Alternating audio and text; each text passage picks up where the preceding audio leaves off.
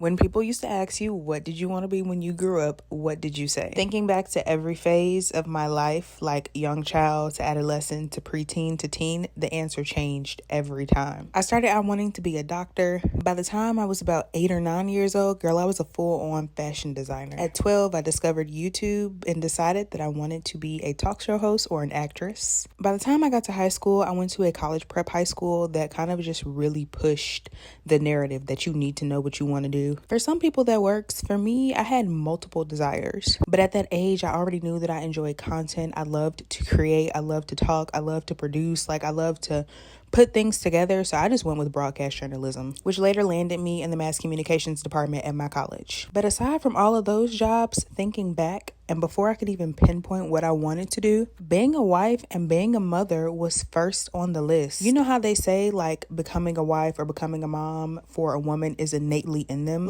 Even if you don't feel like you have all the skills, you do have the basics kind of just already built inside of you. I didn't really understand that until I started to think back to my early childhood. I wanted to help take care of the babies. I was obsessed if I saw a baby or got a new baby doll, can pretend play, that I was the mama, taking my kids to school, doctor's appointments, cooking, all the things. As I got older, when I could not sleep at night, I would actually envision and dream of being a wife and being a mother.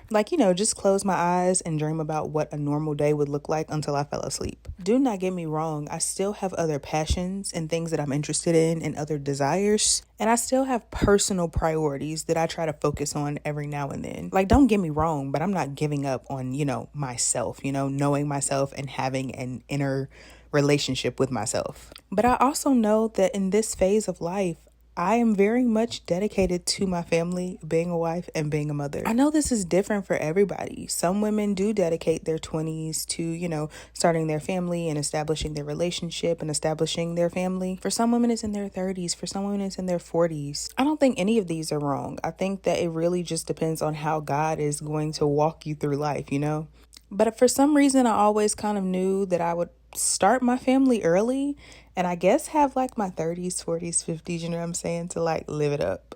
And don't get me wrong, don't think that I didn't have any life. Don't think that I didn't enjoy my 20s or my teens or anything like that. Jamal and I were actually just reminiscing the other day about how wild, between 19 when we first met all the way up until about 25, just how wild the experiences were we had. So baby, I have lived, but I know I still have a lot of living to do. So to the young mom who probably is feeling what do I have going for me?